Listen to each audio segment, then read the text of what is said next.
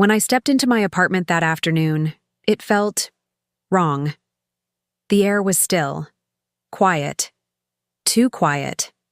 At first, I thought maybe Kelsey had just stepped out, but as I walked further in, something hit me. My TV was gone. So was my computer monitor, my gaming setup, a painting I spent months saving for. My heart sank. I opened my bedroom door. Half my room was empty. No printer, no jewelry box. Even my backup hard drive was missing. Then I saw the boxes. Cardboard boxes with Post-it notes labeled registry donation. At first, I didn't understand. But when my phone buzzed and I saw a message from a rental company confirming delivery of pre-owned items to my brother Chris's wedding venue, my stomach twisted. What was happening? I called my mom. She answered happily. "Did you see it yet?" "See what?" That's when I knew. They helped him. They took my things to give my brother a dream wedding without even telling me.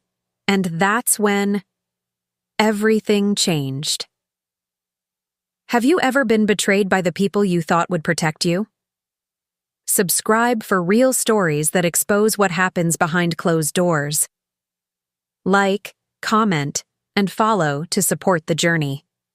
I guess I should have seen it coming. Chris was always the golden child. It didn't matter what he did. Somehow, it was always my fault or someone else's. Growing up, if we both got into trouble, I'd be the one grounded, and he'd get ice cream because he didn't understand what he did was wrong. I learned early. If Chris broke something, I had to clean it. If Chris failed something, I had to cheer him up. He was the star, and I was just the quiet shadow beside him, the reliable daughter who didn't cause problems. By the time we were adults, nothing had changed. Chris barely worked while I worked 2 jobs during college. I paid for my car, my laptop, my textbooks. Chris? He moved in with our parents after failing his second job and still got treated like royalty. Mom would always say, "He's just trying to find himself." Meanwhile, I was building myself, alone. I saved for years to decorate my apartment. Every little thing, my flat screen, the ergonomic chair, even the custom recipe shelf, came from sacrifices. I skipped vacations. I budgeted every penny. Family never helped me. But for Chris, they gave everything, no questions. So when I found out most of what was stolen from me ended up helping Chris and Elena pull off their luxury wedding, the pain wasn't just about the money. It was the betrayal. Not just from Chris, but from my parents too. I confronted my mom after that phone call. I asked her, "Did you seriously help pack my stuff without even telling me?" She said, "It was just furniture and tech, nothing personal. We'll replace it later." Nothing personal. Like saving for years meant nothing. Like my independence was just a storage unit they could raid whenever Chris needed something. I asked her, why? Why would she do that? She said, "Chris and Elena deserve a good start. He's getting married, Aria. A wedding matters." So just like that, their wedding meant more than the life I built on my own. I hung up right there. Later that night, Dad sent me a text. No apology, just, "We thought it would be okay since you have less going on this year. Your brother needs this more." Those words burned into my mind, because for them, Chris always needs more, and I'm always expected to have less. I replayed everything as I sat on the edge of my half-empty room. The missing pieces weren't even what hurt most. It was how easily they were willing to give parts of me away to make Chris happy. That's when something in me shifted.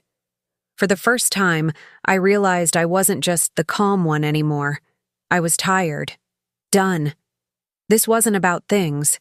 This was about meaning. And they had just shown me how little I meant to them when it came to keeping their favorite son happy. I thought the betrayal ended with my parents and Chris. I thought them stealing my stuff was the worst of it. I was wrong. What started as feeling violated quickly turned into a deeper, heavier kind of horror.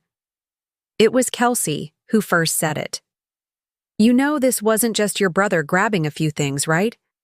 This was planned." I didn't want to believe her. But then the puzzle pieces started falling into place. We checked my inbox. I had no delivery notices, no confirmation emails. But Kelsey had an idea. We contacted the furniture rental place that called me in the first place. Turns out they had everything on record, a copy of an order form, a list of items described down to model names, my couch, my desk, even my kitchen stools. And the most chilling part? The form wasn't signed under Chris's name. It had my dad's. Robert. My dad signed the approval. My mom answered the follow-up call. Chris picked up the items, and Elena was listed as the event recipient. It wasn't carelessness. It was a full-blown plan. They used a lie, told the rental company I was donating my property to help furnish Chris and Elena's wedding setup. They forged my name. My parents, the people who raised me to tell the truth, faked my signature like it meant nothing. Kelsey and I sat in silence after reading the email confirmation the rental rep sent us. I felt like the floor dropped under me, not just because the couch or the tech was gone, but because I was looking at living proof that everyone I trusted was in on it. And they didn't even warn me. They didn't even feel guilty enough to hide it properly. Chris texted me that evening after probably hearing I'd blocked Mom and Dad. He had the nerve to say, "It's not that deep, Arya. Nothing was taken that we can't replace. It was just a wedding. Chill." Chill? He acted like I was being dramatic, like taking my things behind my back, lying about it. Forgery, all of it, was just one big misunderstanding. It made me sick. And it wasn't just my tech. It was my photos. My home documents, my notes, the laptop with half my work files. I couldn't even log in to my backup accounts because some of my passwords were saved only on that device. Then came the final blow. Uncle Vince called me. He's my dad's older brother. Quiet, no drama. But he said something that changed everything. "Listen," he said, "this isn't even the first time your folks let Chris cross a line with you. They just always hoped you wouldn't push back." That sentence hit me harder than all the missing tech combined. It meant they were used to this, planning for me to stay silent, planning for me to be the one who always let things go. But not this time. This time, I wasn't ignoring it. This time, I was wide awake. And they weren't ready for that. I didn't sleep much after I saw the last receipt. My $800 camera? Gone. My iPad? Gone. My backup drive with every photo from college? Gone. Every time I opened a drawer, another missing piece reminded me how easily my parents handed my life over to someone else. And they expected me to just take it. So the next afternoon, I made a decision. I packed a bag, went to the hardware store, and changed every single lock in my apartment. Then I drove straight to the police station to report the theft. I didn't know if anything would come of it, but I needed it on record. I needed them to know that what they did wasn't just family stuff. It was criminal. Then, I blocked them. All of them. Chris, Elena, my mom and dad. I didn't yell, I didn't scream. I didn't give them a dramatic final moment. I just disappeared from their phones and their lives. I didn't go to the wedding. I didn't send a card. And when family started calling to ask why I was missing, I let the silence answer for me. It took less than 24 hours for my mom to crack. She left a voicemail, her voice shaking. "Arya, please. Don't do this. We're family. This isn't the way to handle things. You're breaking my heart." Then she sent another message, this time crying louder. "People are asking why you're not coming. What do I tell them?" But I didn't respond, because when I begged her to explain why she let them take from me, all she said was, "We'll replace it later." Now I was the one choosing silence, and for the first time, it hurt them more than it hurt me. The day of the wedding came fast. I spent it curled up with Kelsey, binge-watching cartoons and eating pancakes. We laughed. We made jokes. Every notification from group chats or cousins, ignored. Mom called 4 more times. Dad didn't call at all. I guess he figured guilt belonged to someone else. Then, the photos started rolling out online. Chris in his beige suit, Elena in a custom Vera Wang knockoff, huge arrangements, chandeliers, champagne towers, and in every one, my mom smiling like the world was perfect, like she didn't lose a daughter to buy those flowers. Kelsey showed me the last one, my mom laughing while holding Elena's hand. "This what you want to see?" she asked quietly. I stared for a second, then turned the phone face down. Nope. Because the truth? I didn't feel jealous. I didn't even feel angry anymore. I felt free. Free from explaining myself. Free from being the understanding one.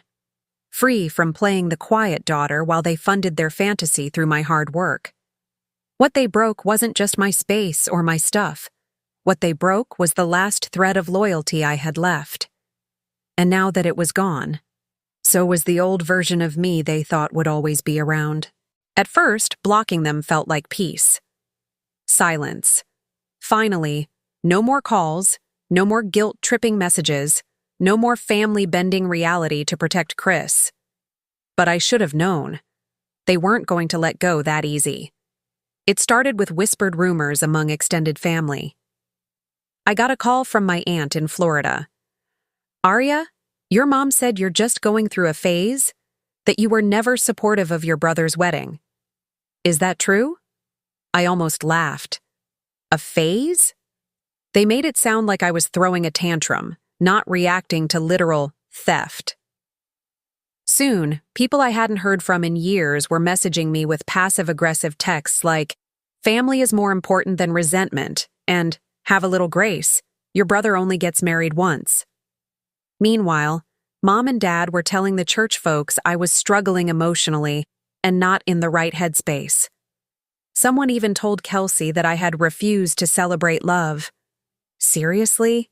I wasn't missing from the wedding because I hated love. I was missing because they traded mine for someone else's. I couldn't believe how quickly the lies spread. My reputation, my emotions, even my sanity. They turned it all into a public performance. Of course they did. Why take responsibility when they can make me the villain? That's when Kelsey stepped in. She wasn't just angry. She was livid. She'd watched me cry, defend myself, and bite my tongue for weeks. Now, she was done watching me take the punches. So we started gathering proof, every receipt, every text message, screenshots, voice messages, the furniture invoices, the emails from the rental company after they confirmed the donations. We built a folder. And then something unexpected happened. A coworker of my mom's, someone I barely knew, DM'd me. She said, "I'm sorry for everything your family has put you through. If it's any comfort, most of us don't believe a word of their story." Another message arrived the next day from an old teacher. "You didn't deserve that. I hope you know it's okay to walk away." Little bursts of validation, tiny cracks in the story they were pushing. I showed the proof to Kelsey again and asked, "Do I post it?" She shook her head. "Not yet. You don't need to fight them online. You just need to show the truth, where it matters most." That stuck with me. I didn't want revenge through a post. I wanted impact where it would hurt the dream they stole from me to build, their perfect wedding. And that meant one thing: waiting until the right moment. So while they kept smiling in their portraits and talking about how strong families overcome anything, I stayed quiet. But behind the silence, I had power now, truth, and trust me. When I used it, I wouldn't need to raise my voice. They'd hear it loud and clear anyway. The truth doesn't need a spotlight. It just needs the perfect moment. And that moment came 3 days before their wedding. By then, the lies about me had gone full-blown viral in our church groups and family chats. I heard Chris and Elena were doing interviews for a wedding blog. Mom even texted one of my cousins that I wasn't attending because I didn't believe in marriage. That was the final straw. I didn't scream. I didn't post.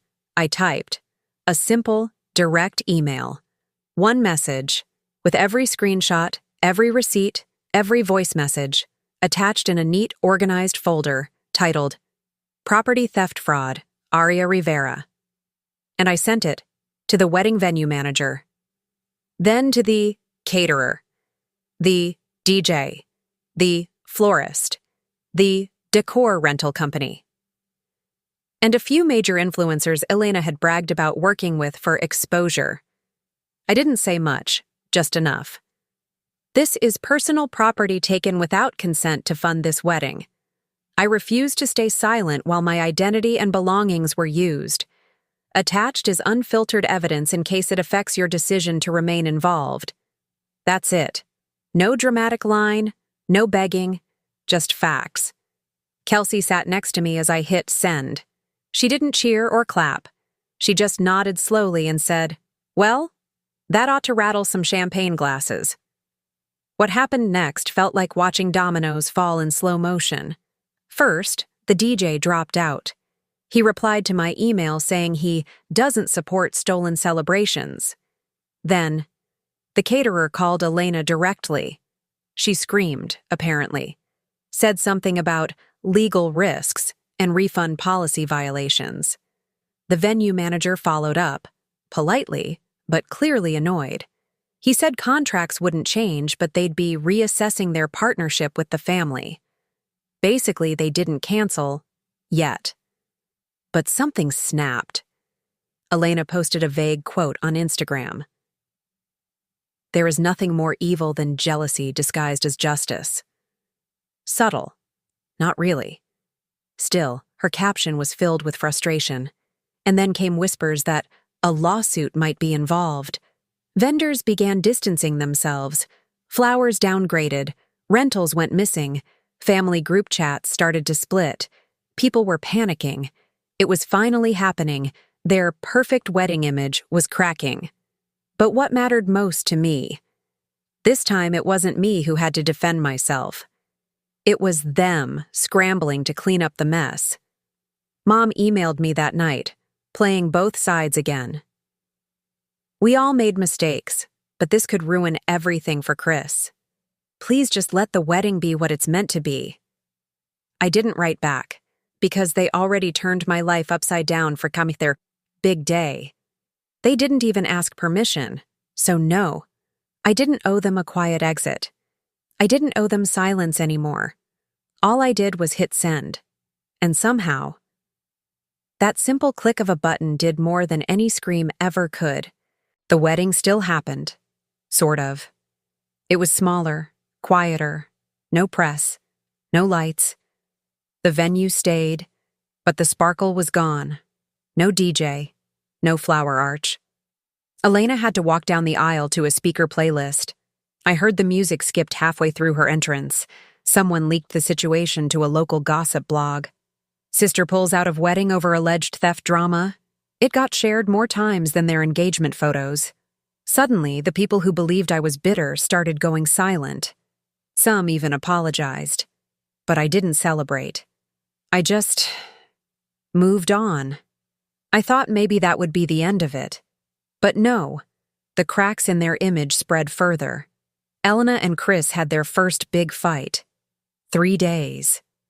Into their marriage. Her words, not mine. She posted a long, teary story practically begging for privacy and saying she felt thrown under a bus. Apparently, she didn't know about the forged signatures on the donation forms, the same ones my dad helped fake. When she found out, she flipped. Word got around fast. The wedding she fought so hard for was built on fraud and lies, and now everyone knew. But the part that hit different? My mother. Once the emails spread and people saw the evidence, Diana couldn't hide behind her smile anymore. Her bridge group, cold. Her church friends, backed away. Donations she planned to collect for her charity project, canceled. She tried reaching out again, sent me flowers, wrote a handwritten letter saying she never meant for things to go this far, and hoped one day I'd forgive her. She wrote that family always comes back around, but some damages don't repair with flowers. I didn't reply because I don't think she really misses me. I think she misses the version of me who stayed silent. I hear things now and then, through cousins, neighbors. Chris moved back in with my parents to save money. Elena took a break. The vendors they scammed might be pressing charges, depending on what's uncovered. Uncle Vince confirmed the police had questions. I stayed out of it. I already told my truth. And now? I live in a new apartment. One that's fully mine. Locks, lights, lease, and peace. No one has a key but me. No one touches what's mine without permission. I walk through my space and look at every painting, every shelf, every item. And I feel proud. Because I earned it. Every bit of it. And this time, no one's taking that from me. And my family? I know they tell themselves I went too far. But really, I just did what they never expected. I stood up. Not with yelling, not with revenge, just with the truth slipping through their perfect picture like a crack in glass. I may have broken a wedding, but what I really shattered was the lie they lived behind. And for the first time in my life, I finally feel like, for me,